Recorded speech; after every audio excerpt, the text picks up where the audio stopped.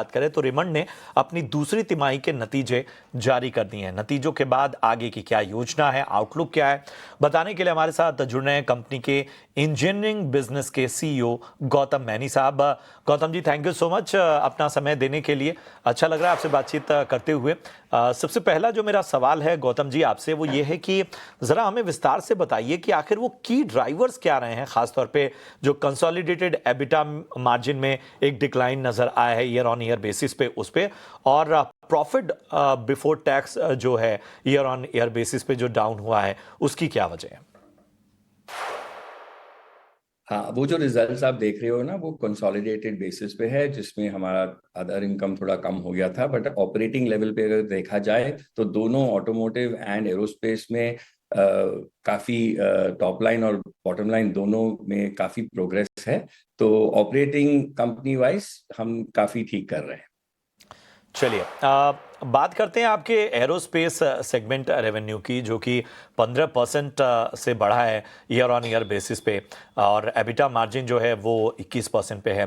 क्या आप उम्मीद कर रहे हैं कि मार्जिन जो है वो इन लेवल्स पर सस्टेन करेंगे, और जिस तरह से प्रोडक्शन और ज़्यादा स्केल अप होगा, और अभी जो है वो यूटिलाइजेशन लेवल क्या है करंट, अगर हम यूटिलाइजेशन लेवल को जानना चाहें?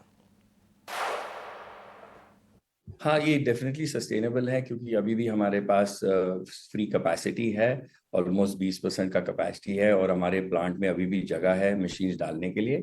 तो जैसे हमारे ऑर्डर्स आएंगे ऑर्गेनिक बेसिस पे, हम उसको इंक्रीज करते रहेंगे, तो मार्जिन सस्टेनेबल है। हम एरोस्पेस का जनरली मार्जिन भी इसी लेवल पे होता है, तो कोई ऐसा बात नहीं है कि ये ज़्यादा है, और हम इसको सस्टेनेबल मानते हैं। चलिए, तो सस्टेनेबल फिलहाल जो है एरोस्पेस बिजनेस को साफ तौर पर मान रहे हैं। अगर हम नए कस्टमर एडिशन और ख़ासतौर पे लॉन्ग टर्म अग्रीमेंट्स के बारे में जानना चाहें, जो पाइपलाइन है आने वाले वक्त में वो किस तरह की है, ज़रा उस पर रोशनी डालें।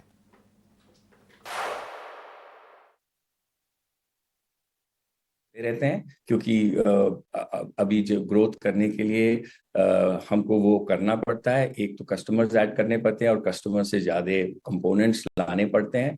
तो इसके लिए काफ़ी एफर्ट है कि हम अभी तक आई थिंक 25 कस्टमर्स हो चुके हैं, और ये गिनती बढ़ती जाएगी। बेहतर ही है, और उसका इम्पैक्ट भी ख़ास तौर पे आपके पूरे बिजनेस में नज़र भी आता है। और अगर हम नेट कैश पॉजिटिव को देखें तो वो लगातार जो है वो सस्टेन करता हुआ नज़र आ रहा है। अब ये जो सरप्लस अमाउंट है, सरप्लस बिजनेस के तमाम फिगर्स हैं, इसके डिप्लॉयमेंट की आगे क्या योजना है? अभी ऐसा है कि हम काफ़ी काम कर रहे हैं हर एक एरिया में, कि हम ग्रोथ स्ट्रैटेजी कैसे करें और कहाँ पे करें। और जैसे हमारे प्लान्स फाइनलाइज होते हैं तो आपको पता ही चल जाएगा, और उसके बारे में फिर उस टाइम बात करेंगे। बट दुनिया का माहौल काफ़ी पॉजिटिव है, स्पेशली एरोस्पेस में, और हम स्ट्रैटेजिक डिस्कशन उस टाइम कर सकते हैं। शुक्रिया करेंगे गौतम जी, अच्छा लगा आपसे बातचीत करते हुए, और उम्मीद यही करेंगे कि जो योजनाएं हैं, आपकी आउटलुक है वो और इसी तरह से मजबूत हो, और जहां पे भी सुधार की गुंजाइश है वो भी और ज़्यादा बेहतर हो। Thank you so much sir, अपना कीमती समय हमें देने के लिए। आपको, आपकी टीम को, आपके कारोबार के लिए हमारी ओर से शुभकामनाएं। चलिए लगे हाथ रेमंड पर एक राय भी ले लेते हैं, और हमारे साथ मानस लगातार बने हुए हैं। आप देखिए, रेमंड जो है वो नतीजों के बाद लगभग आज 2% से ज़्यादा की गिरावट हमें देखने को मिल रही है। पिछले 5 ट्रेडिंग सेशन में भी बहुत ख़ास मोमेंटम हमें देखने को नहीं मिला है।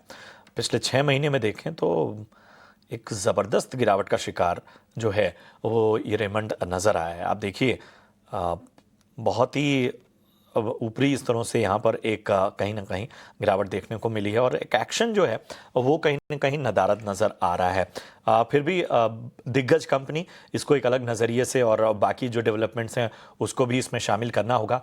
मानस जी, कंपनी के तमाम डेवलपमेंट्स, नतीजे और आगे के आउटलुक, इन सारी चीज़ों को देखते हुए ज़रा बताइए, रेमंड यहाँ से कैसा लगता है आपको? देखिए, अगर हम ट्रेंड की बात करें तो ट्रेंड तो नेगेटिव है, क्योंकि जुलाई के मंथ में स्टॉक ने 770 के आसपास का हाइज बनाए थे, और उसके बाद लगातार हमें लोअर टॉप लोअर बॉटम दिख रहे हैं। पिछले करीब 15 सेशन देखें तो ये जो 15 सेशन निकले हैं, ये 200 मूविंग एवरेज के नीचे निकले हैं। तो अब अगर यहाँ पर एक फ्रेश ब्रेकडाउन 565 के नीचे देखने को मिला तो शायद आपको 520 रुपए तक के भाव भी देखने को मिल सकते हैं। तो ट्रेंड निगेटिव है। अगर आपके पास लॉन्ग पोजीशन है तो आपको 565 का जरूर से स्टॉप लॉस लगाना है और फ्रेश खरीदारी नहीं करनी है। इस गिरावट पे खरीदारी तभी करें जब स्टॉक 640 के ऊपर निकले। चलिए, तो ये जो है थोड़ा सा अहम रणनीति के तहत आपको रेमंड को ट्रैक करना होगा, लेवल्स का आपको विशेष रूप से ध्यान रखना होगा, जैसा मानस जी ने बताया। यहाँ